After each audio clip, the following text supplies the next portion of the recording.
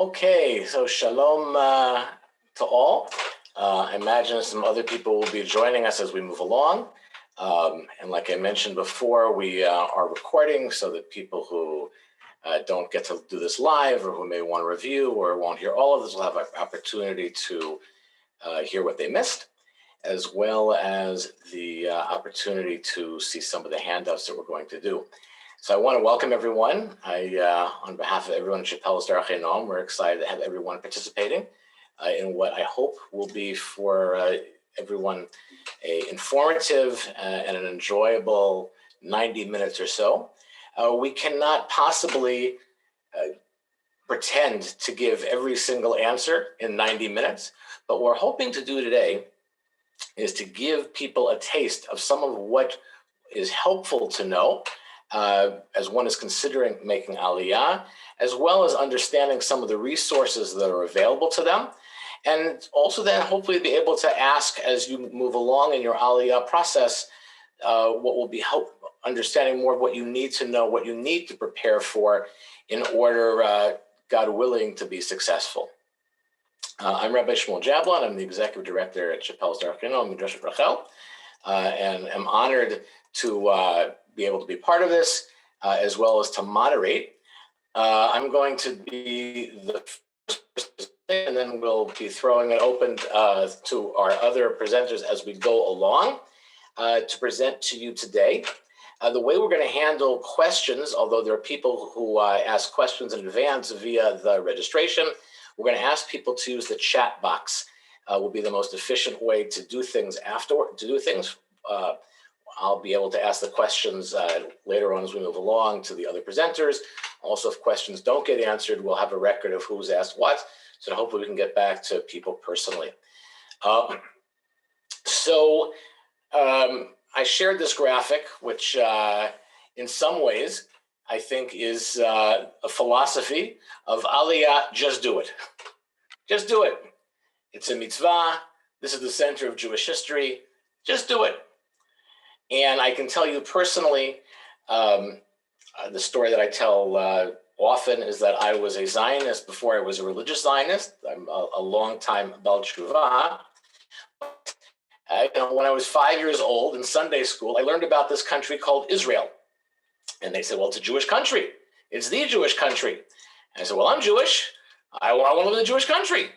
And that's basically when the dream of I had started to make Aliyah. And 40 years later, Baruch Hashem, I was zocheh to make Aliyah with my family.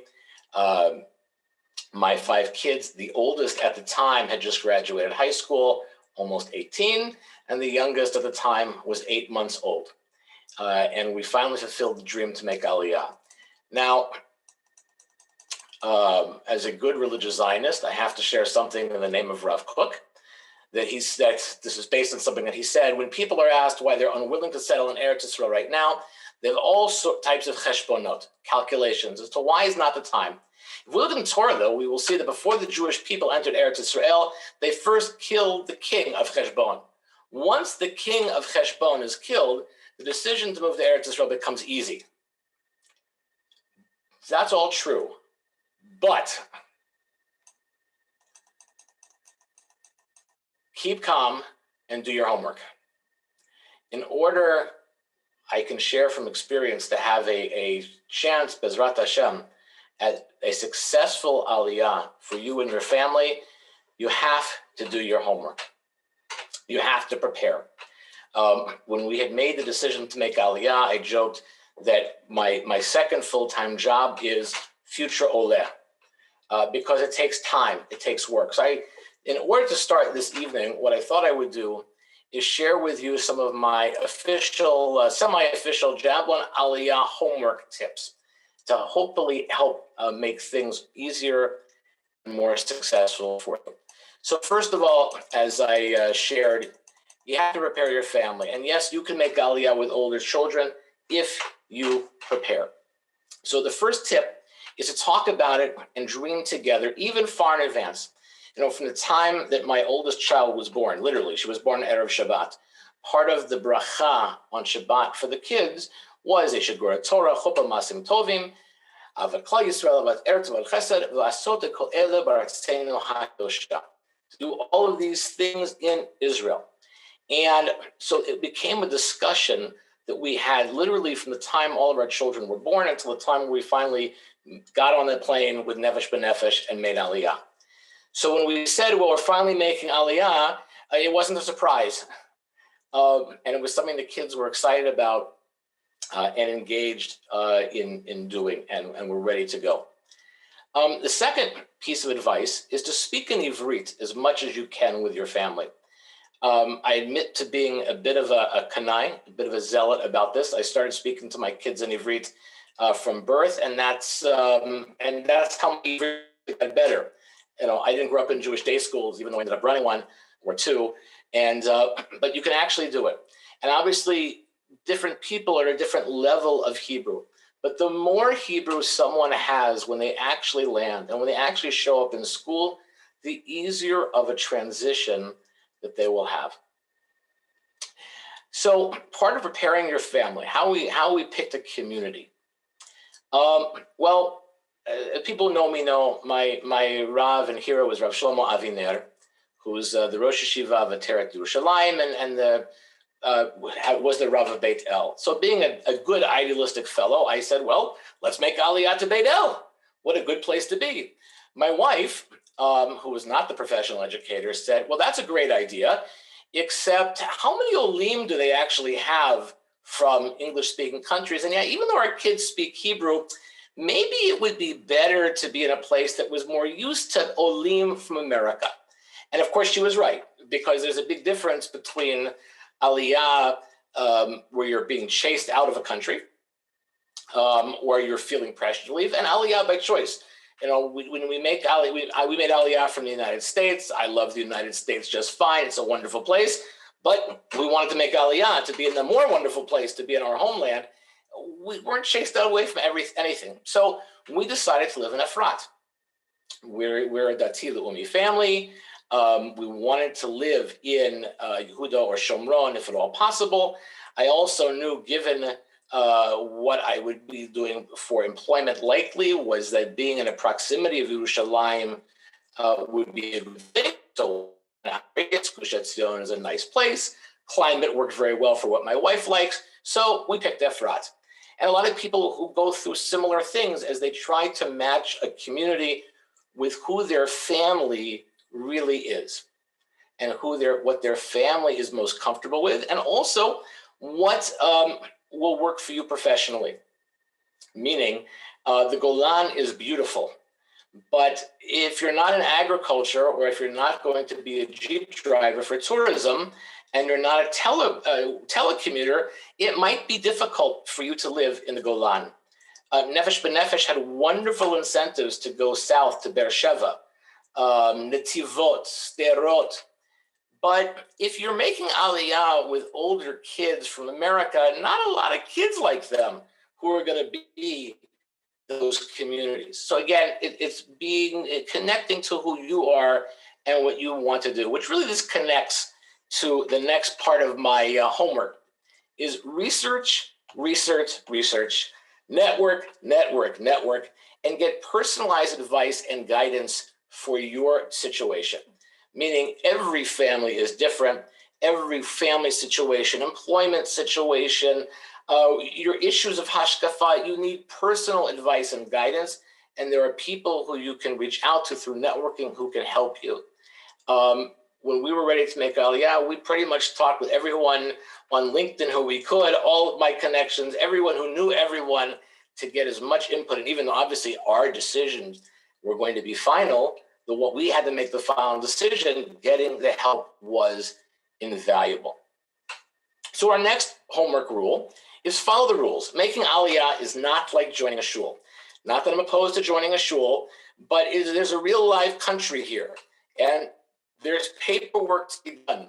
And even if a rule doesn't seem reasonable, that's the rule that you have to do. So for example, one of the things that you have to make Aliyah is a letter attesting to being Jewish. Now, my parents asked me before we made Aliyah, but you're a rabbi, can't you write your own letter? I said, no, that doesn't work like that. You have to have a shul rabbi on shul stationery write that you're Jewish. Now, by the way, something that we've dealt with before at the yeshiva and at Midrash Rachel, can't be a kiruv rabbi, can't be a day school rabbi, can't be a rabbi who lives in Israel. It has to be a synagogue rabbi on synagogue stationery from the country you're making Aliyah from. Why? Not sure, but that's the rules. So if you want to make Aliyah, you got to follow the rules. One of the favorite Hebrew phrases that I learned here is ti'um tzipiut, aligning expectations. Not a great translation, but it's pretty good. In other words, sometimes frustrations or disappointments or surprises can be avoided if you have the appropriate expectation of what's actually going to happen. So, for example, employment. A couple of people asked questions about employment in the registration. Israel works on a different timeline. I was coming from being a day school principal, and when you apply for a job as a principal, as an assistant principal, a teacher, we're talking months and months and months in advance, 10, 11 months perhaps in advance, not so unusual. Israel works on a different timeline. Jobs usually apply for that you can start in 30 days, maybe 60. There are people who get jobs before they make Aliyah, but as Rav Avinger told me, it takes a ness. Rav Fass, who's the head of Nefesh B'Nefesh, someone I admire a lot, told me when we were going through the process, 90% of the Olim come without jobs, 90% have a job within a year. Now, at the same time, though, as having those ti'um tzipiot of, well, I'm going to make Aliyah, and I very well may not have a job, I can plan in advance to be employable. So let me give you an example what I mean by that. When I met with Rachel Berger, who runs the employment advising service for Nefesh B'Nefesh, she doesn't find you a job, but they help and they give you advice. She said to me very frankly, you are not going to be a school principal in Israel. And not only that, you don't want to be a school principal in Israel. You have to think about what can you do, what can you offer that will give you satisfaction and obviously parnasah when you make Aliyah. And said, as an aside, it's the people who are more flexible, who don't see themselves solely as I must do this, that tend to succeed. So my aha moment was, well, a day school principal in North America, they're a nonprofit manager. That's really a lot of what happens. And maybe I can become a nonprofit manager in Israel. So actually, I had my first interview the day I landed, and I ended up running as the executive director of a small eating disorder center for about 8 months until Chappelle's Darchei Noam came available. And thank God I was able to move into this position, which I love very much, in an educational institution, using the management and strategic planning and other finances, budgeting, fundraising that I learned as a day school principal. Again, the idea is being adaptive in order to do what you can do in a different setting. So again, it's planning ahead. So on that note, what this former day school principal learned about schools in Israel. So first of all, almost every school is what Americans would call a public school. In other words, they get money from the government. It also means there's things like a national curriculum, matriculation exams called Bagriyot. There's a teachers union. There's also comparatively low tuition and more. And there are things here that are things that could drive people nuts if they're used to an American system, but the things that are a welcome surprise. So for example, one of my sons in 6th grade had a teacher for one of his specialty classes who was awful, mean, nasty, probably would have been good for 12th graders, and that's probably what he really wanted to do. And instead he was driving 6th graders nuts. And the principal herself told me, I can't get rid of him. There's a teachers union, and unless he commits a crime, it will take 3 years to move him out of the school. That's frustrating, as you can imagine. At the same time, the fact that there are matriculation exams means I can be relatively assured that my child will be prepared academically to go to the next level. I know that if a curriculum material is being used, it's past review. I also pay less tuition than people pay for it in America. The other welcome difference is that every child is going to have a Jewish school, even if it's not always the perfect fit. And this includes special ed, which may be until age 21. So it doesn't mean you get to go to your first choice school always, but every child is going to have a Jewish school. And I'll tell you just something personal that we're going through right now. I have a child who is suffering from a rare illness where he has basically autoimmune encephalitis, where he now meets all the criteria for autism, even though at age 7 2 years ago, his illness started. Before that, he was perfectly normal. We were visiting another school today for kids who meet his diagnosis. And there's something comforting knowing that my child, who may get better or may not get better or may get somewhere in between, is going to be cared for ad mea v'esrim. And I know, having done this as a principal in America, there is no way he would be in a Jewish school right now if he was in America. And I certainly would not know what was going to be with him when he was 21 or 51 or 61. Another difference that I learned about schools is that schools, at least Dati Leumi schools, have a very high emphasis on group work, experiential learning, social emotional growth. I told one of my kids' principals that if I had given a back to school night presentation like he did, I would have been hung, because 90% of the discussion in a pretty academic school was about getting along with others, working with others, projects, shabbatonim, etc. That is a large difference. One may speak a little bit more about the more Haredi-oriented schools, but something as well to find as you look, and also this falls in the heading of getting advice that will work for your individual family, is what the labels, so to speak here, and I'm not a big fan of labels, don't match up exactly to what people in North America or in England are used to. So before I made Aliyah, a YU type rabbi who made Aliyah, who then became more Haredi, told me, your kids will have it easier, because in the Dati Leumi kids, the Bnei Akiva type kids, okay, it's a different system and it's all in Hebrew, but it's basically the kind of school that they're used to. A Haredi kid in America is used to a 50-50 curriculum, art, music, sports, whatever. And most of the Haredi schools in Israel don't have that. Now, that means that families, wherever they find themselves on the spectrum, even if they're used to saying in America or in Canada, oh, this is exactly where I fit, given my values, all my values, it may not be an exact match here in Israel. And that means that you may have to make choices about how you want to order your priorities.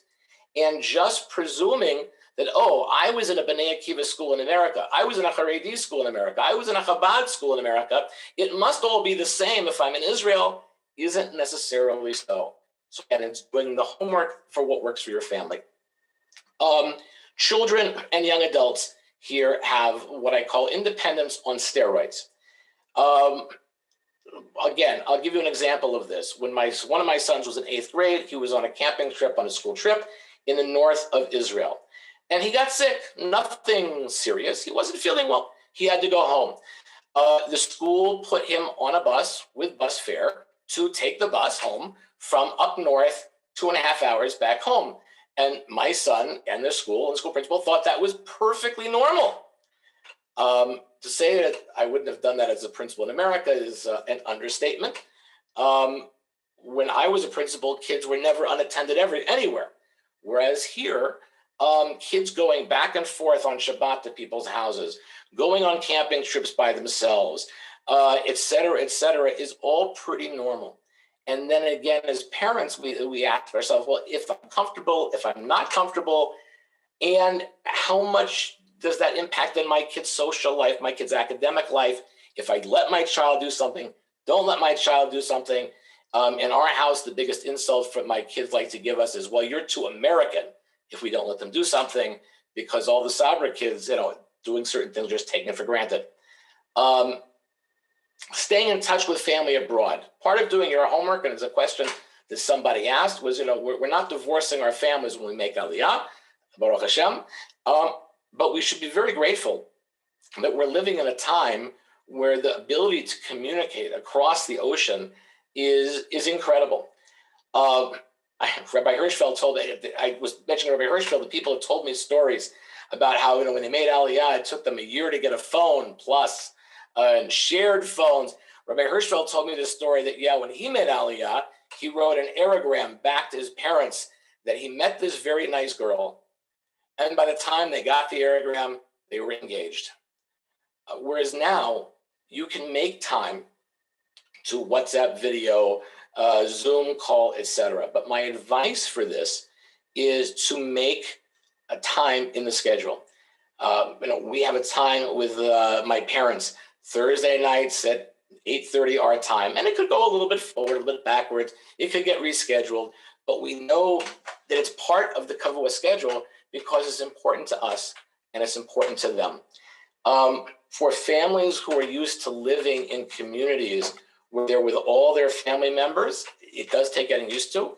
For families like ours, where we never lived around family, given the nature of what I did, it actually is not such a difficulty.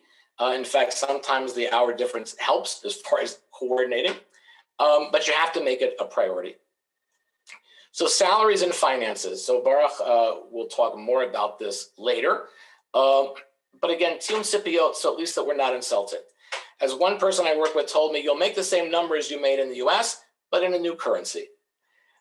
Salaries in Israel are a lot lower for comparable positions in the US and Canada. Now, that doesn't help pay the bills necessarily if you don't make as much as you need to make. But it does help us to understand that when someone finally makes a job offer and salary that you might have thought was inappropriate if you were in America and may well have been in Israel may be quite generous. And so, again, doing your homework to know what's normal and what is reasonable. And then finances in general, planning out how you spend your money, what you can afford to do, 1 car, 2 cars, no cars, et cetera, et cetera. All of that is important to doing your homework. Now, 2 of the most important homework partners that I had, first of all, is Nefesh B'Nefesh, and second of all is Baruch Levinsky. Baruch I will introduce later. The first person, though, who is going to speak, who I'm going to introduce, is Liz Bernstein, who, in addition to being a beloved MRC alumna, is also one of the very important people working at B'Nefesh, and she has a lot of very helpful things that she's going to share. And then there's lots of links which we're going to send you, and I'm going to put in the chat box as well some Google links that you'll be able to follow as well, so that you can benefit the most from our presentation. Liz, all yours. Thank you so much. It's a pleasure to be here. My name is Liz Bernstein. I moved to Yerushalayim, to Kiryat Moshe, with my husband Jared back in 2003 for what was supposed to be a sabbatical year at Chappelle's and Midrashet Rachel.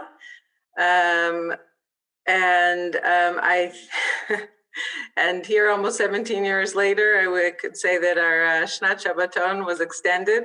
All our kids are born here, thank God. It's quite the family joke that, I was somebody who loved Israel, but felt very guilty that I didn't necessarily want to live here. And then somehow, as God would have it, not only have we had all our children and raised them here, but I have worked in Nefesh B'Nefesh for nearly 16 years, which is a tremendous zchut, and I couldn't think of a better life. So I'm saying that one is a point of interest. I'm a social worker. I have an MSW from California. But I think it's important. Some people have the notion that if you haven't been a strong Zionist or in Bnei Akiva, Moshava, Rara, your whole life, that you won't necessarily have the drive to make it here. And I think it's really important to understand that Israel is extremely diverse in its populations and its opportunities. and it's hashkafot, and there really is something here for everyone.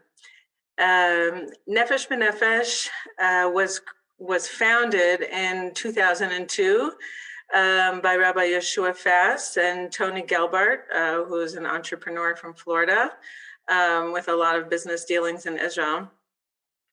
It began after, unfortunately, Rabbi Fass's cousin was killed in a bombing here as a young boy, and he wanted to have an answer to that and to do something productive.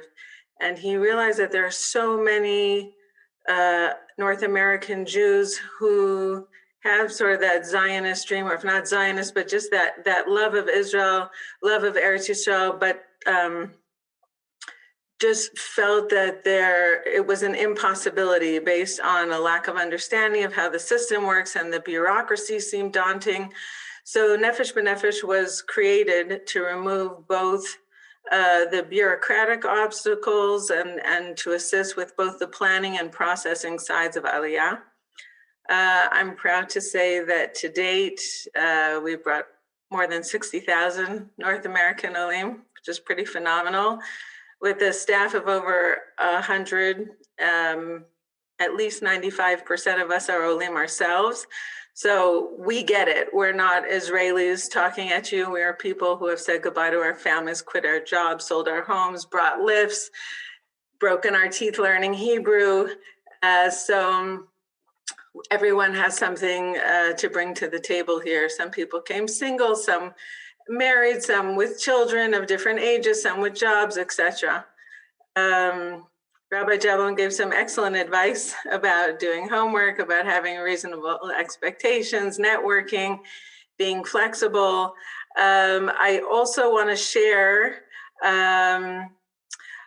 just a couple of other tips before I get to exactly what Nefesh B'Nefesh does and how to begin the process, and some of the documents that you should expect to submit, as well as some of the benefits that you can expect.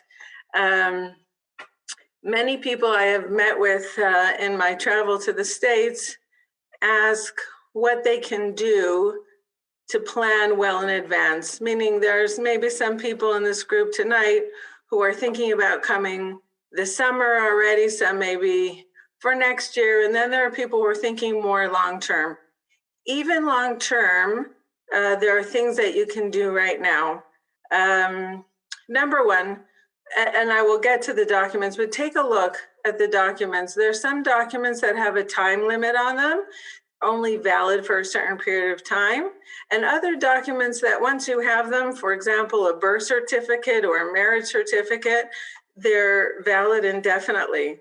And I highly encourage people to try and find these documents now. If they don't have them, to order them now. It saves a lot of pressure and frustration and sometimes financial burden to have them in advance so that you can meet your timelines. In addition, as Rabbi Jablon had also mentioned, we always encourage people to network. If you have any family and friends in Israel, we always encourage you to ask them about the job market, about their communities, about schools. There are lots of Facebook groups like Secret Jerusalem, Secret Tel Aviv. Just about every major Anglo community has its own listserv where you can get a sense of the community, whether it's events or the number of shows or what the resources are there. In addition, as was mentioned, even if you're not speaking fluently with your children in Hebrew, some people opt to have, let's say, an Israeli night once a week, once a month, maybe get your kids acclimated to Israeli culture, where on a particular night you have falafel and Israeli salad, or you have Post-its around the house with different pieces of furniture and their Hebrew names. So there's a lot of things that can be done, certainly, and hopefully, Bezrat Hashem, we're nearing the end of our Corona crisis. And the opportunity to take pilot trips will once again be open. We strongly encourage pilot trips. It's sort of that notion of pay small now or pay big later. It's the most worthwhile investment to be able to come, preferably over a Shabbat, in a community you're interested in, to really get a sense, even if someone is not observant, Shabbat is very central in Israel, even among traditional and secular people. So it's very important to see what the nature of the community is like, the feel of the people and the children on Shabbat. And just to be able to network, as Rabbi Jablon had said earlier, when it comes to employment here, unlike North America, your talents and skills are much more important than your actual job title. So someone in the States, let's say, may think of themselves as an English teacher, but here it's important to see yourself as a social planner, as a counselor, as a public speaker, as an English expert, and to really take a look and build your resume and sell yourself according to your skills and your experience, just as opposed to what your degree was in. So these are all kind of tips. And of course, saving money is always a good idea in advance. As Rabbi Jablon had mentioned, I think it's always helpful, particularly with couples, to talk about what your deal breakers are. Sometimes one spouse may feel more strongly about moving to Israel than another, about living in a particular area. So I think it's important to understand what's needed. For some people, for example, it's really important that they be able to go back and see family once a year. And if that's the case, then they can build into their budget as a line item a certain amount of money that's put away each month in order to be able to meet that goal and to make the Aliyah dream much more palatable to both spouses. Certainly, we're happy to give many more tips, but these are just very general. Okay, so Nefesh B'Nefesh has a hotline that works East Coast hours nightly. The number is listed on the resource page that Rabbi Jablon has posted, and I believe is emailing out, if I understood correctly. We're going to email it out, and if people click on the Google Drive link in the chat, they can see it. Do you want me to share the websites also, share screen, or no? No, it's okay. So we have a toll-free number, 1-866-4-Aliyah, otherwise known as 425-4924. And we have pre-Aliyah advisors who work East Coast time to be able to answer your questions pre-Aliyah. Again, this year, Corona has limited our access to some degree, but actually, it hasn't stopped us. Our numbers are higher than ever during Corona. And again, silver lining. And we have one-to-one meetings, whether it's on Zoom or in person, when the world is healthy. Bezrat Hashem again. We have parlor meetings. We have big mega events. We have group flights, which is a large group of people on an El Al flight. Sometimes we have charter flights, which is where the whole flight is exclusively Olim with our staff on it. And once a person, so we're here for all the pre application process, meaning even if you're just thinking about it, whether it's an email or a phone call or attending a webinar, we can open a file for you. There's no commitments, there's no costs. We just want to be available to help answer your questions, allay some of your concerns, and also, very frankly, to give you a realistic picture. Sometimes I hear that Nefesh B'Nefesh likes to bring people, but what about after? So I'd like to say that, first of all, we have a post-Aliyah department and a government advocacy hotline that follows Olim for their first year post-Aliyah, but we are available and answer phone calls and emails forever post-Aliyah. I get calls from people 10 years later. Today, I had a call from somebody about converting their driver's license. She made Aliyah in 2007 and her husband in 2010. So we are always available and eager to help people in any way navigate the government offices here. Okay, we have a lot to cover. So I want to be very clear here that this is general information. And the reason I'm emphasizing that is because people apply for Aliyah with different statuses. Okay, some people are making Aliyah as pure Olim Chadashim, meaning they never lived in Israel before, nor on a visa, nor as a citizen, nor do they have one Israeli parent. So there are some people who were born abroad and were raised abroad, but have at least one Israeli parent. Some people lived in Israel, but left as a minor under the age of 14. Some people were here on A1 visas. It could have been even back in the 70s, back in Hebrew U, or on leave note. So it's important to understand that these vary, but as we say in Israel, bigadol, in general, it's important that you make sure that your US and or Canadian passports are up to date. If you're listening to this from another country, as I understand there might be some viewers here, any passport you hold must be valid. And you also need your birth certificate and a marriage certificate, if that's applicable. If there is an adoption, divorce, conversion, all of those documents will be required, along with apostilles. You can look on our website, which is nbn.org.il, and just type in apostilles and you will get a full understanding both of what that is. It's basically an international authentication, and how you can apply for one from the state in which you live or the country in which you live.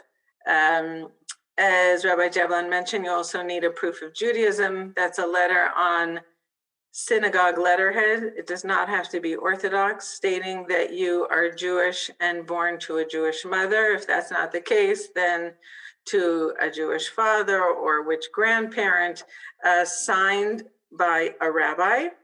And if there was a conversion, then that letter is not required, but a letter explaining the reason for conversion and the syllabi and a couple other accompanying documents will stand in its place. In the last year or so, the Israeli government decided that an FBI background check is required for everyone over the age of 14, which is valid for 6 months. So it's important to keep that in mind, both in your time frame, because it could take a couple of months, as well as just the validity of the document being 6 months. So considering that in your time frame for Aliyah.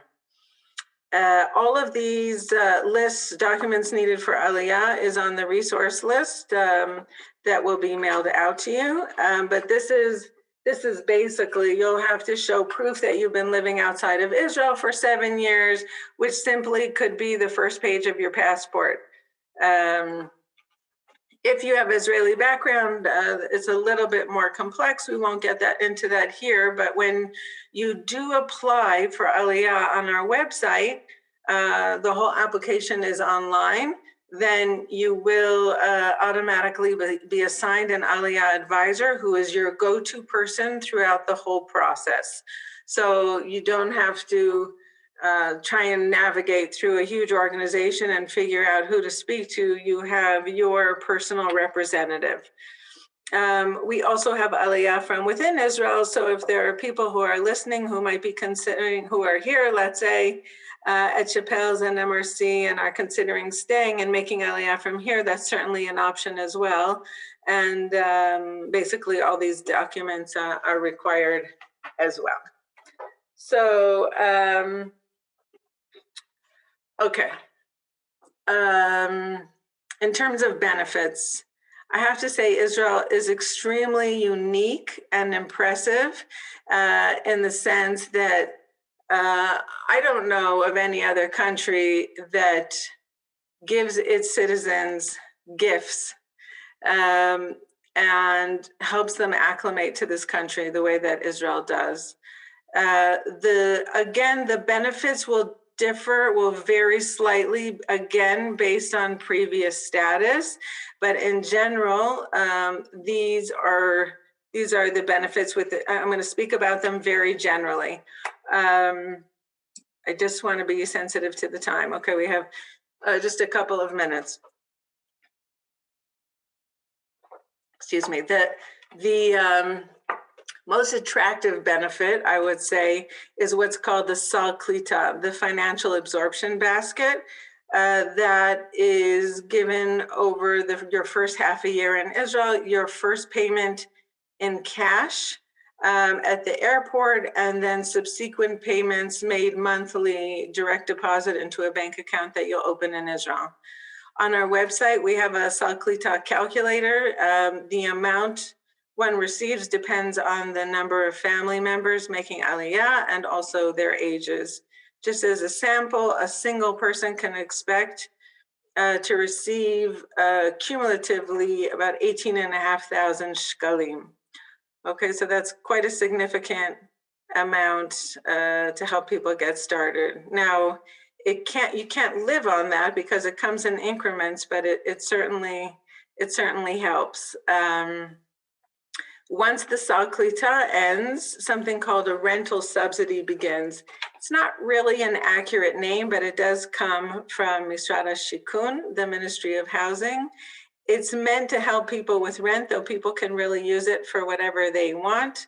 And that is given over the next 4 years, okay, slowly decreasing the amount every year. It was mentioned earlier that salaries are lower in Israel, and oftentimes that is the case. And at the same time, what Israel is known for being much more attractive about is that both education and health insurance here are significantly less expensive than they are in the United States. In Israel, all Israeli citizens are entitled to health insurance, regardless of age or any pre-existing condition. That means even if a woman comes 8 months pregnant, she is covered from the moment that she lands in Israel. The system in Israel is one of semi-socialized medicine, and there's 4 kupot cholim. For lack of a better term, they're like health management companies. Maccabi, Mu'chedet, Klalit, and Leumit. They all offer the same basic basket of health services, and in the spirit of good competition, they all offer supplemental packages, which we highly recommend taking. What you choose largely has to do with geographical convenience, unless there may be a specific medical condition and you've heard about a particular doctor, then you'd want to know with which kupa that doctor is affiliated. When you move to Israel, you receive the base of Kupat Cholim for free for the first 6 months. And if you're not employed after that, then for an additional 6 months after. There are benefits in bringing lifts. It is not a requirement to bring a lift, by the way. Lots of people do not bring lifts. I want to say that because it is an expense. And depending on people's situation, it may or may not be worthwhile. That's probably a separate webinar. But lifts is a private arrangement made with the shipping company that's paid for privately, but it is tax-free, meaning there's no import tax, and you're entitled to bring up to 3 shipments within 3 years tax-free. Higher education is a huge benefit in Israel. People here go to university university to begin with is something like the equivalent of $6,000 a year. highly subsidized. And when one makes Aliyah, any time spent in the army, by the way, or in Shevut Lumi, which is national service, is frozen. So that means that there's a timetable on every benefit, and the clock starts ticking from the date of Aliyah. But anybody who was serving in either Shevut Lumi or the army has their time frozen, and it does not count against them. I think my time is ending here. So I just want to, the last thing I will say is just, again, to Israel's credit, Israel really wants to help people learn Hebrew. So there's a free ulpan that you can use within your first year and 8 months here. It's generally 5 months, 5 days a week, 5 hours a day. So it's very intensive and very helpful. And you know, even if you know how to talk in a taxi or your spouse speaks Hebrew, we always encourage people to work on the Hebrew. There's on our website, we have resources, online Hebrew resources. There's things that you can do just 10 minutes a day to empower yourself so that you know the difference between cottage cheese and sour cream, you know, in the grocery store, so that you know how to read your child's note from the kindergarten teacher, all those things that help you really feel part of the culture. I see that someone wrote about cars. Cars is a sensitive issue. Some people do bring their cars. It very much depends. There's a lot of criteria. Again, I recommend using our website. There's a whole article on shipping cars. It very much depends on the model, whether a mechanic is willing to commit to servicing your car, whether your parts are available here, whether you're prepared to pay the taxes. So I suggest reading that article. And then if you have more questions, you can email us at answers with an S at the end at nbn.org.il. I will finish by just wishing you all tremendous clarity. It's not an easy decision, but it is one of the most powerful, wonderful, important decisions you can ever make in your life. And you should have the clarity to know if and when, and to have the strength and the peace of mind and the happiness to do it. And you should know that we're all here behind you, ready to help however possible. Thank you, Liz. I want to, before I introduce Baruch, introduce Donna Margolis, who you can see who was on video, who is our new director of philanthropy, who has personally gone through this process just recently, is still going through a bit of it. And so she is available to you if you want to talk to somebody who is in the middle of it. One of the people who is very important for homework is Baruch Lubinsky. I will publicly say that he was hugely important in our Aliyah because he was the first person who showed me that, yes, you can actually make Aliyah and you do not have to go bankrupt. And that we could actually do it not just ideologically, but also do it in reality. So I publicly thank him for that. And he has a wealth of material that is available on his website, which will be in the resource book. Baruch, all yours. Okay, great. Thank you, Rabbi Jablon.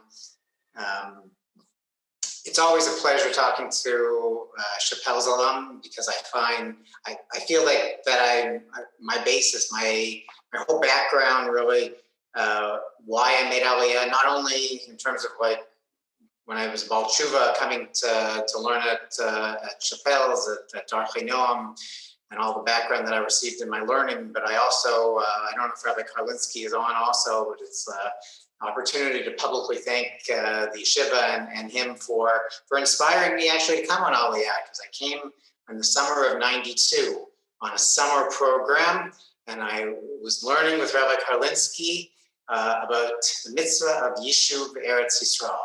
And it was based on that summer before I married my wife, before I met my wife. Actually, no, we knew each other, but before we got married, that we were inspired from Chappelle's, from Darchei, from Joshua Rachel to come back, and we came back a year and a half later, and we made Aliyah. We didn't do it necessarily the way that Nefesh B'Nefesh does it right now. I can call out Liz and thank her and Nefesh for everything they've been doing for many, many years now. We've worked very closely together. They really, really helped tremendously. When we came, there was no Nefesh B'Nefesh, and like so many other Olim beforehand, there was difficulties, right? Not any significantly different than the difficulties and the highs and the lows that everybody here experiences right now, even with Nefesh, but they are a tremendous resource.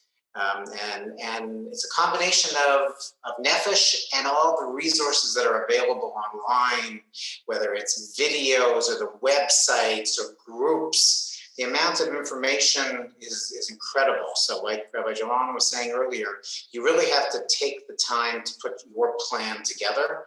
And when you do that and you research it and you take advantage, I mean, it used to be like in an old presentation that I used to tell people, one of the secrets of making having a successful Aliyah is finding your angel, your specific person out there who will help you to guide you through the system. Somebody who's gone through it before. So it could be it's an alumni from Chappelle's. It could be it's somebody at the bank who you connect to. It could be it's just somebody from your community that you can reach out to. And in today's day and age, not only do you have so many angels there at Nefesh, and so many other like resources that really it's like, you have these, the virtual angels out there, and because of so much information available, you really can do a lot of work beforehand to put together a basis for a very strong Aliyah. So I'm going to go through just a number of very quick financial points here. There's a lot of other classes available on Nefesh's site, on my site, that you can reference if you really want to go into more depth. Okay, if there's one thing that you come out of this session, at least from the financial perspective, is that the Israeli financial system is a completely different system. It's not like moving over to the next state, or even to Canada or to another Western country where it's based on the same basic monetary tradition. It really is a completely different financial system, and you kind of have to take all those assumptions that you had, and if you've been living in North America for decades, your whole life, you've like raised kids there in theory, you might have gone through your entire work life there, and now you're coming to Israel and you have a lot of built-in assumptions about how the system works or should work. So kind of put those aside and come here and kind of take a blank slate and say, okay, now I have to work with new financial assumptions, new assumptions about how the system works. My budget worked in the States, let's say, and it worked for X, Y, and Z reason. I was in this job and we were spending this much, whether it was on health insurance or education. As Liz mentioned, those are areas that you can save a tremendous amount, but it might have worked within a certain framework over there. So here you have to do like just a change. You have to switch things around and put together a new plan that's going to work for you. So you really have to put together a personalized budget, a personalized plan of how you're going to work, how it's going to work for you here in Israel. Everybody can talk about, general numbers about how much it costs to make Aliyah, how much I need to save, how much it's going to take to get through the month if you're a family, if you're a retiree. All those are useful numbers to give you context. But you have to take that information and then personalize it for you, because your budget is going to look very different and your plan is going to look very different if you're living in Tel Aviv, or if you're living in Carmiel, or if you're in Beersheba, or if you're in Jerusalem, if you are in a standalone home, or if you're in a very tiny apartment, if you have kids that you need to put through special, tutoring or other resources that you need to spend in order to acclimate here. So what you have to do is you have to take that basis, that information that's available. There are budgets that are available on my website. I'm not going to actually spend time going through them right now, but they're available on my website, on Nefesh B'Nefesh's website, and in my book. take those as the basis for beginning your plan and then personalize it, okay? Some of the comments have focused on how people in Israel actually make less, or maybe you're, as you mentioned, Rabbi Javon, that if you're making in dollars, you make the same salary, but over here it's in shekels and over there is dollars. So I'll disagree a little bit, right? Not that there aren't people making less here, and there aren't people in situations where you can find yourself making the same amount in shekels as somebody over there is making in dollars. But there is a tremendous amount of opportunity here in Israel to actually do really well financially. I see it, maybe I'm a little biased because I help people with money and people come to me with money. So, but I see people who are very successful in all areas of the economy here, whether it's in high tech or finance or in medicine or even in nonprofit. There's a lot of ability for people to be successful here, and there's a lot more opportunities also to work for companies around the world, right? You don't have the same limitations that people had, from 20, 30, 40 years ago, where you had to only work within the local job market. There's a world of employment opportunities out there. There are many Olim who keep their jobs in the United States or in wherever they're coming from. And they transition here, or they try to do that. Or I know a lot of Israelis who are out there and making money internationally by learning how to market themselves and learning the right way to go out there and find resources, to find revenue, to find employment opportunities. And there are a tremendous amount. The world is so much more connected than it ever was. So there are abilities. You do have the ability to make money. You just have to be a little bit creative. In some circumstances, you can't just fit right within that box. My employment, my job says I'm supposed to do A, B, C. So that might be true, and that might help you get a first job. But in order to be really successful, you might find you might need to multitask and have different jobs and have your hand in different, different skills and different types of employment, so that it can help you to really find that area that you want to and you can excel in. Another general comment: when people make Aliyah, I really highly recommend that not only should you put together a budget and a plan beforehand, but it's really, really important to track things as you are making Aliyah and as you come and you're spending money and you're differentiating between ongoing expenses and one-time settlement costs, right? Things that you're going to buy, like furniture, which might be one-time costs, and ongoing budget expenses. You need to have an idea of what is happening on a monthly basis, what you need in order to live on, right? If you come on Aliyah and your budget is that it's going to cost you minimum 20,000 shekels in order to, to live off of on a monthly basis, and you're struggling to find a job for 5 or 6 or 7,000 shekels, so there's something that has to give. But you're not going to know that if you're not tracking what's happening on a monthly basis. You really have to track that information. You have to see what you're spending. You have to see what you're earning. Many times I've worked with Olim and you ask them after a year, well, what does your budget look like? What's happening on a monthly basis? And they just don't have that information. So it will really help you if you know what's going on. If you have that information, then you can have a much better sense of control. You can awareness of where your money's going. You can set goals a lot easier, right? But if you don't have that basic information, it'll be much more you'll just kind of find that the money is just flowing and that it's slipping through your hands without really any sense of control at all. So it's a very, very important to do that. As Liz mentioned, right, there's a number of things like tuition, especially tuition in the health system, that can save you a tremendous amount of money and can really change your entire budget. There are a few other issues on the other side, obviously, where things are more expensive as well. Some things like, transportation is a little bit more expensive. Again, depends on if you're buying a car or you're just using public transportation. Food is also quite expensive here. But I think the biggest issue that people really do need to think about that could impact on their plan is housing.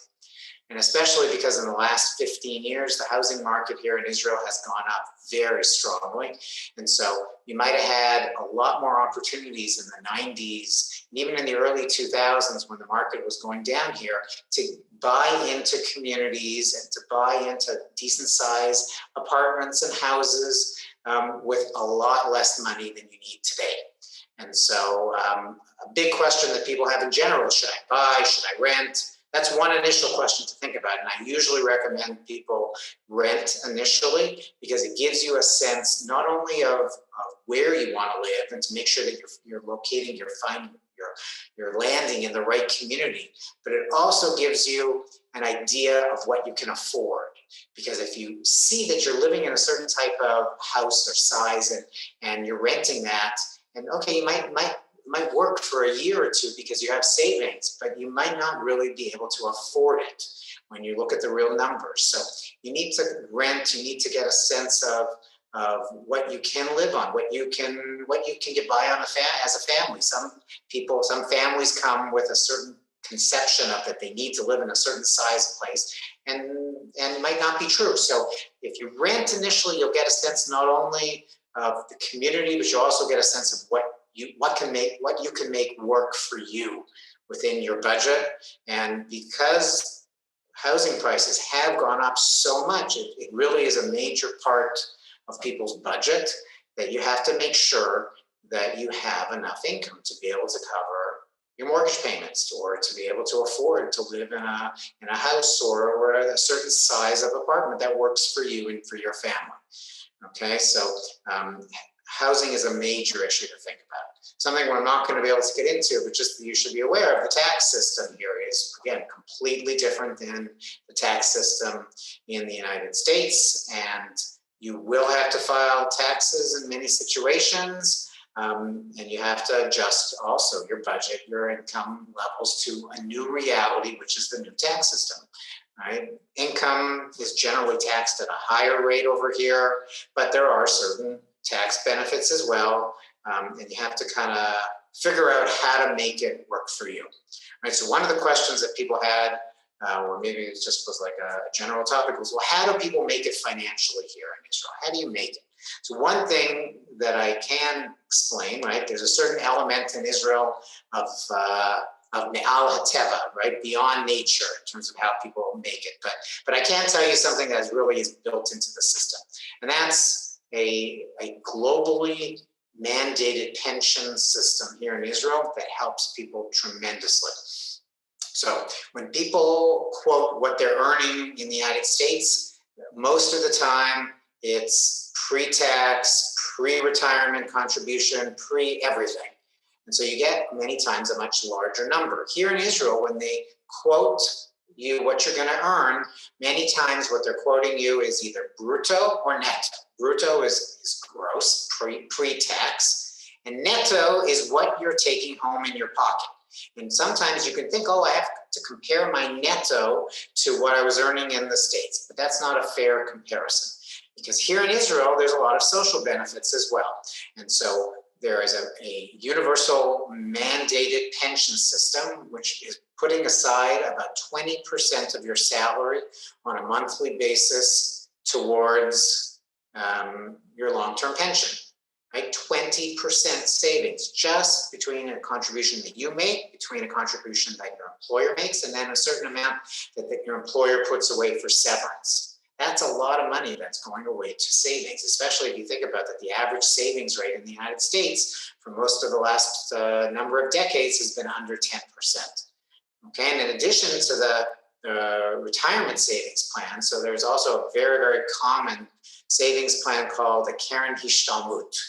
And that, for most employers, is another 10% that gets put aside.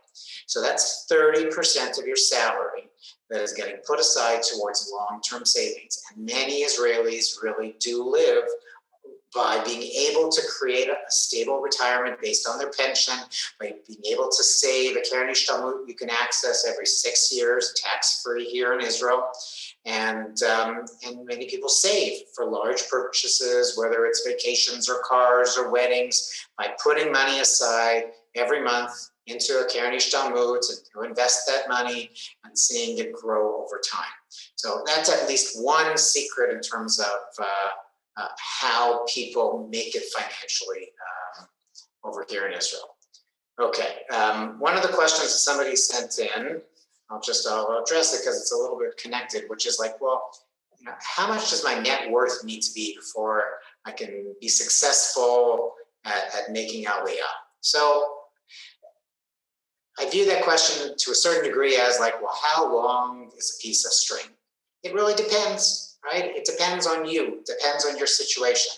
We made Aliyah personally, right? When we were, I don't even think I had graduated yet. I think I was like, 2 weeks after like my exams, we were already here in Israel, and we came with the bags that we had and nothing else. And you can come with nothing and be successful here, and you can come with a lot of money and be successful here, and the reverse. You can come with a lot of money and not be successful here. It's really dependent on you.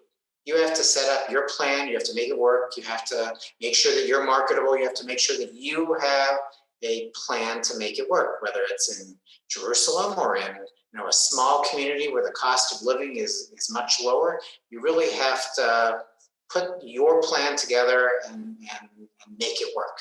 Right now, that doesn't mean I'm telling you to come with no money. Obviously, if you have more money, if you have the ability to create a more stable aliyah by buying an apartment, by having money available for savings, by having reserves, your emergency fund to be able to help you transition here, of course it's easier. But that doesn't mean it won't work if you don't have that. It's not like you need to have 5 years of salary in the bank before you can think of coming on Aliyah. It really depends on your situation. Do you have an income source? Can you transition your income source to Israel without losing that income? Can you work in your job after making Aliyah on nighttime hours and attend an old time during the day? There are so many different scenarios that you can make it work with less. You just have to go through that planning process and find your path to success here. Somebody else asked about Roth IRAs and 401ks, how do they work? Again, I described a little bit about how the pension system works here in Israel. Generally, people do not contribute to US-based pensions after they've made Aliyah for tax reasons and partially because they're putting aside such a large amount of money towards their Israeli pension. But you can still keep them there, and you don't have to move them. In fact, you can't move them if there are pension funds that you have in the US. You can't actually just move them here to Israel. Okay, now, in terms of other resources, just it'll be sent out. Rabbi Johan will share with everyone the website that we have, a number of classes and resources that are available there, and articles, and I'll also tell you a little bit just about, so it was an outgrowth of my years of traveling with Nefesh B'Nefesh when I was getting the same questions over and over again from Olim. How do you do this? How do you do that? So I decided at a certain point in time to write a book. And thank God it's been very successful. And in the last number of months, we actually put the book online. So you have it all online. You'll have the links there as well that Rabbi Jerome will send out. It will give you a real resource that you can go through all the different steps involved in planning from A to Z. And maybe I'll just end off because Rabbi Johan asked me to talk a little bit, not from a financial perspective, but a little bit of hashkafa about what does an American Haredi yeshivish type of person do in terms of fitting into an Israeli religious landscape. So I don't know how I classify myself exactly hashkafically, but I can tell you one thing, that there is a lot of diversity within the religious community here in Israel. It's not always simple to find your way exactly, especially when you're coming from a Chappelle's derech, which is kind of like, exposed to a lot of different people and accepting to, and in Israel, it tends to be in some circumstances, in some communities, it tends to be a little bit more black and white.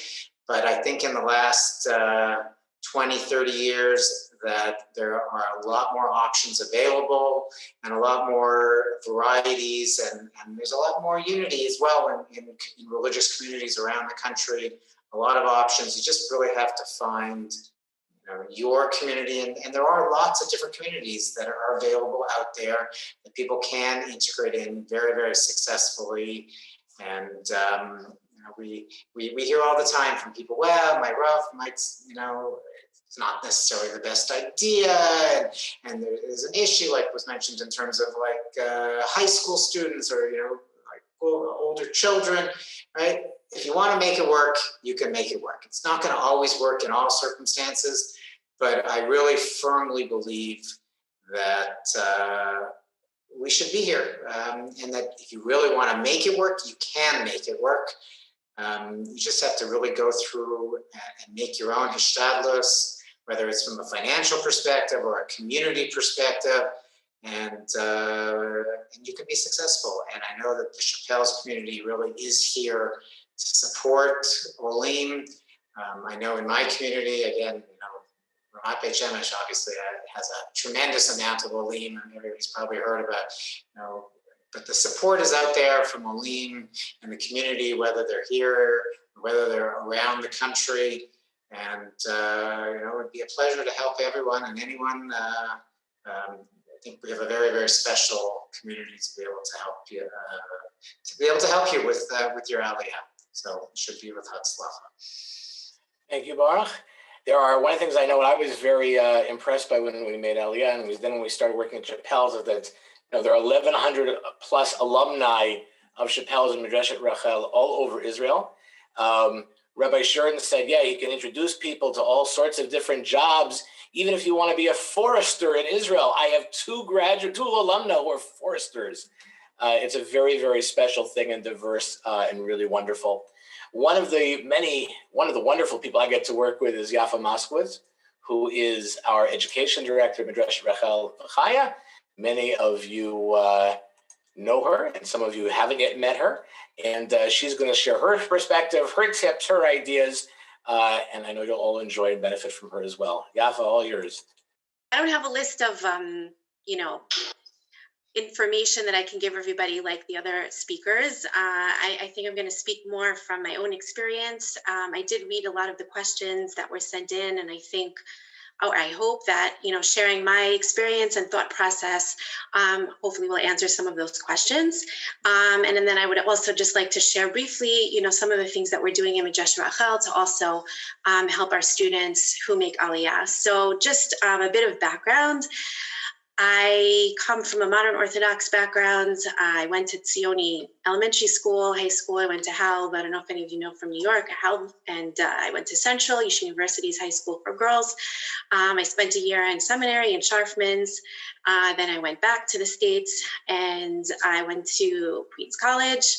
I got involved with NCSY, which was life transforming for me. I became an advisor for many years and really developed a love of learning and of teaching Torah.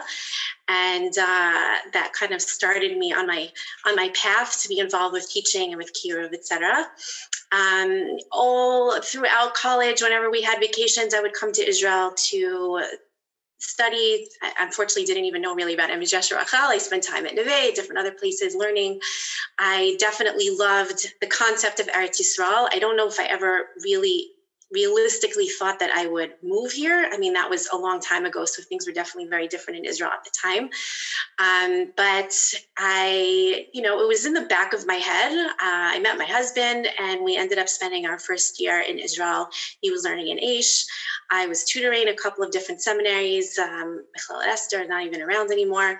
And at that point, it wasn't really so much of an option for us to stay here.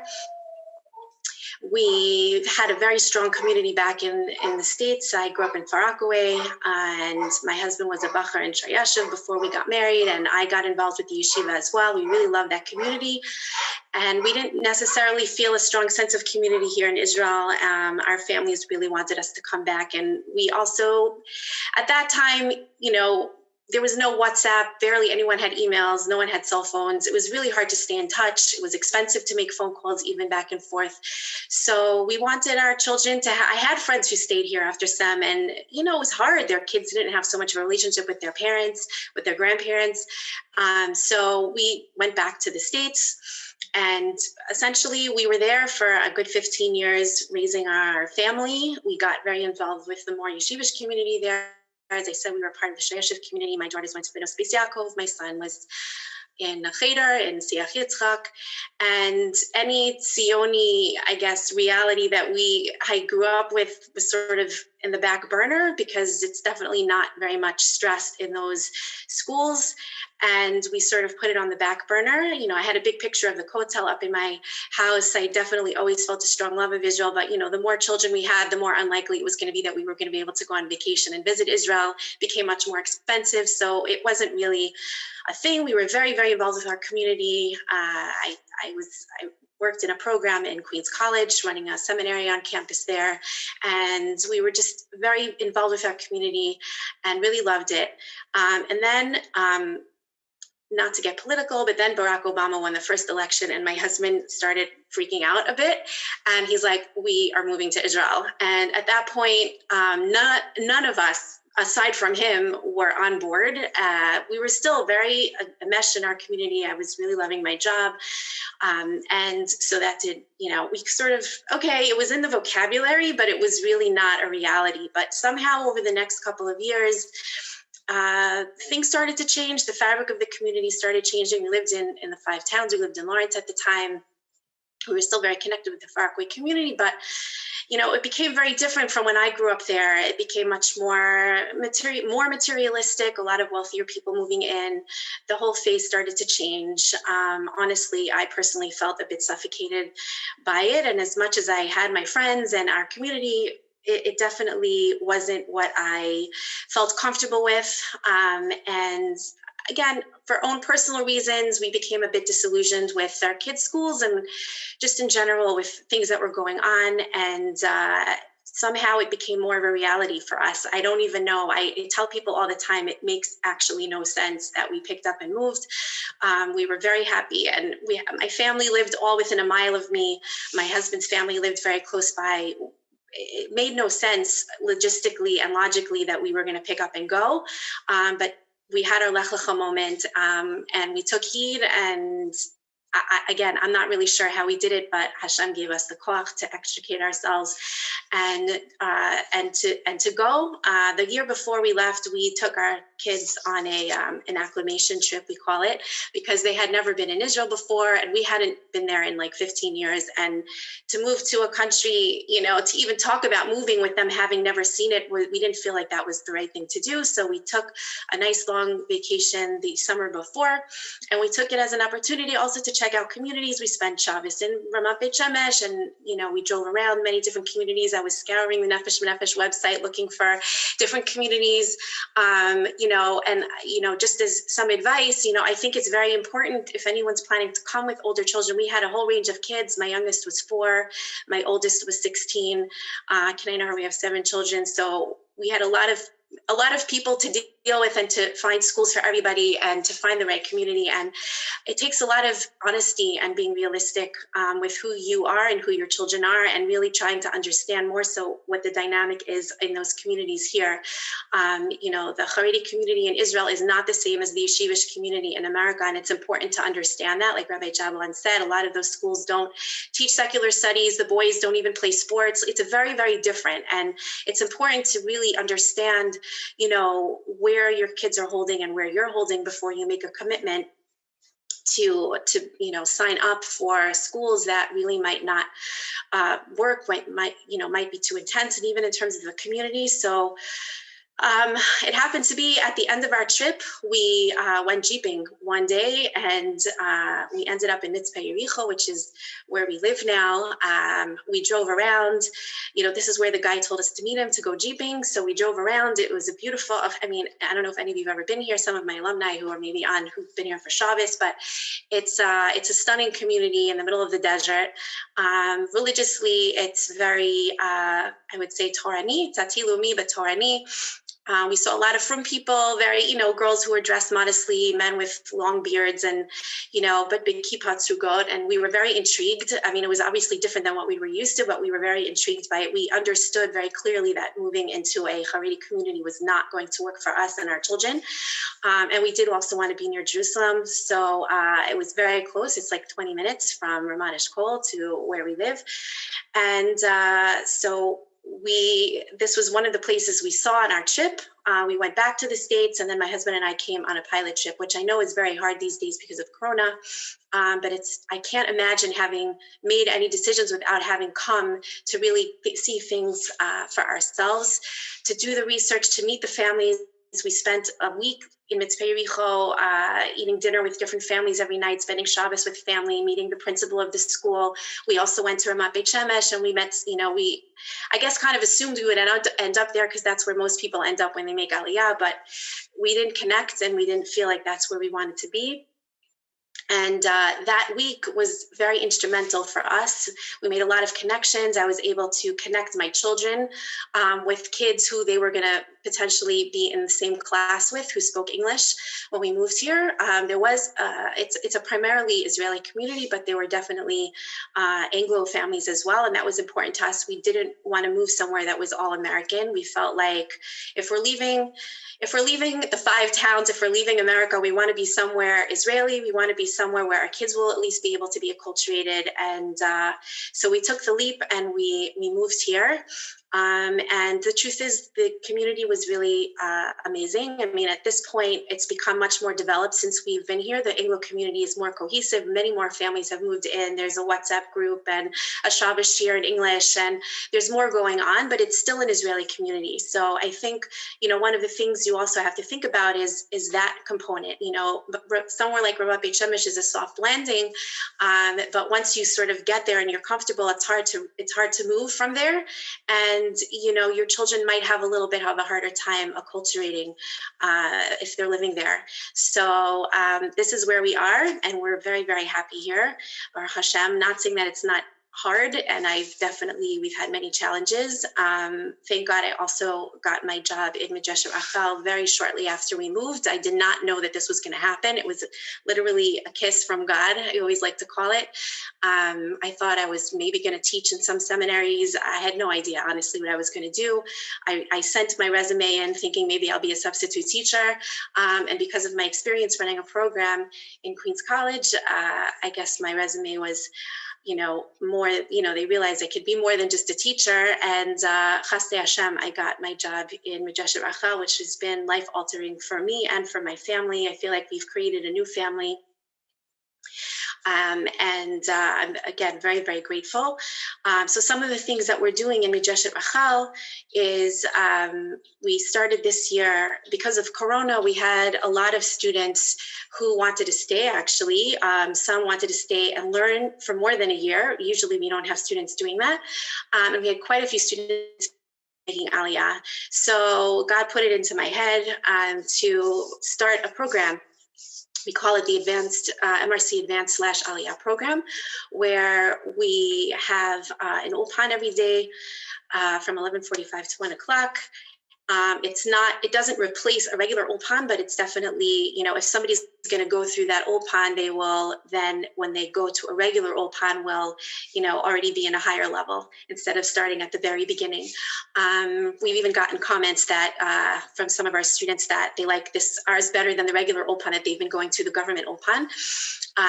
And we also once a week have been doing an Aliyah workshop where we have Liz Bernstein come at the very beginning, and some other very helpful speakers about different bureaucratic things, finding a job, navigating the healthcare system, thinking we're hopefully going to be doing a series on communities in Israel. And I think that's also been very helpful. It's helped our students be able to network a little bit and meet some of our alumni and, see what's out there. And we also added additional classes. So even if a student had gone through MRC, they can still come back and they can take additional classes. So we've had some students, married women who just, moved to Israel and sort of wanted a soft landing. They had some time to learn, and so they came back and they're learning in our program. So, for any of you out there who are planning to come and sort of just want to come back to a place where you feel comfortable, you feel at home, it's definitely, a soft landing.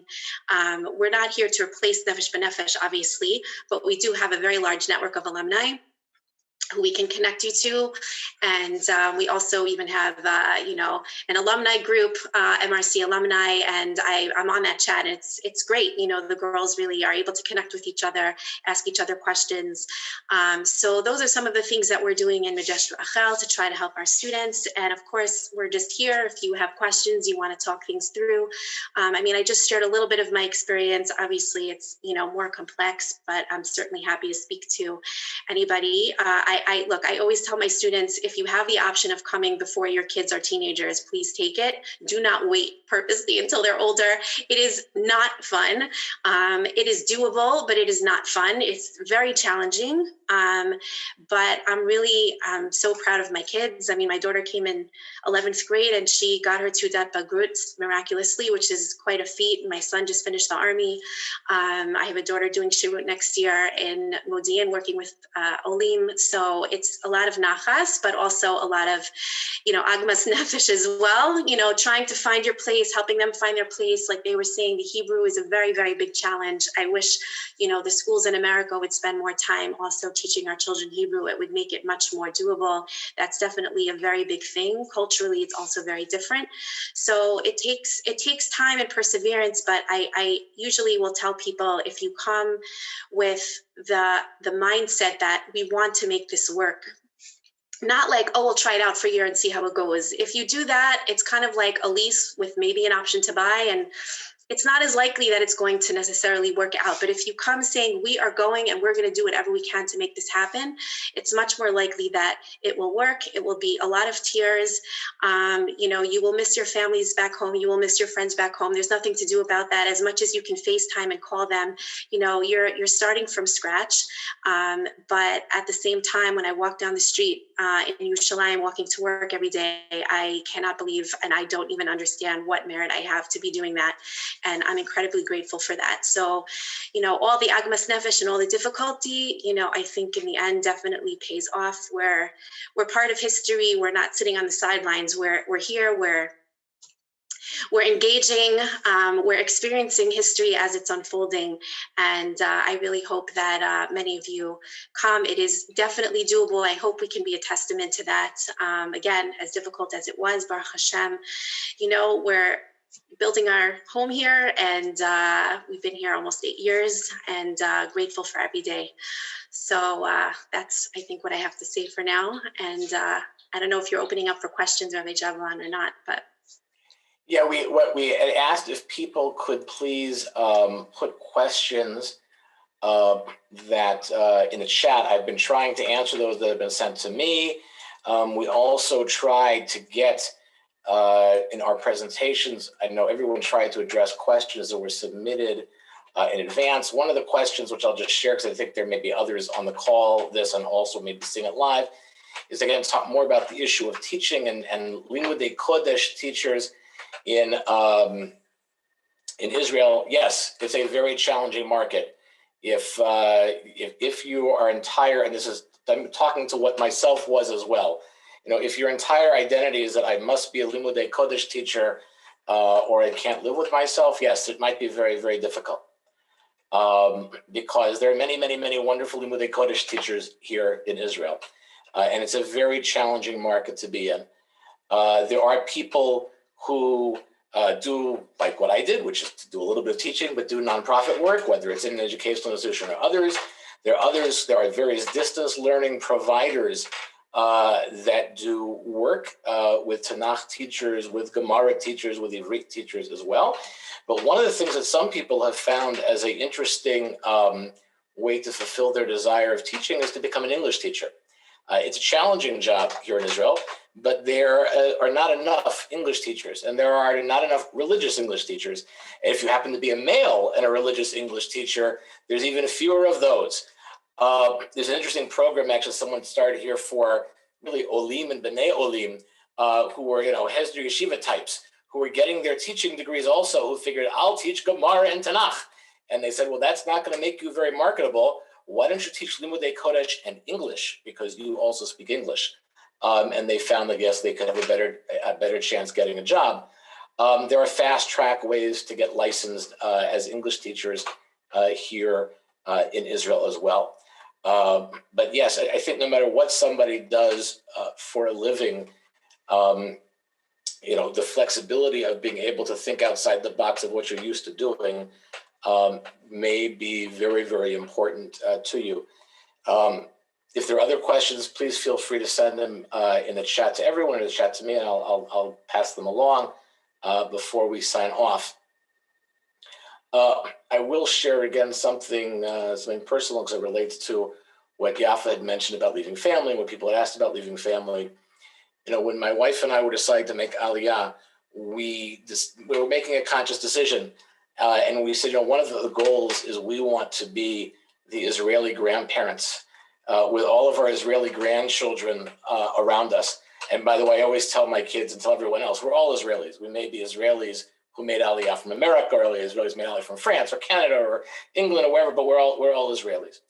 And our oldest child, who we made Aliyah with, who chose to come along with, she was right before her 18th birthday, she got married, and we have our first Israeli grandchild, a very beautiful young lady, Ayelet Chen, who's about 10 months old.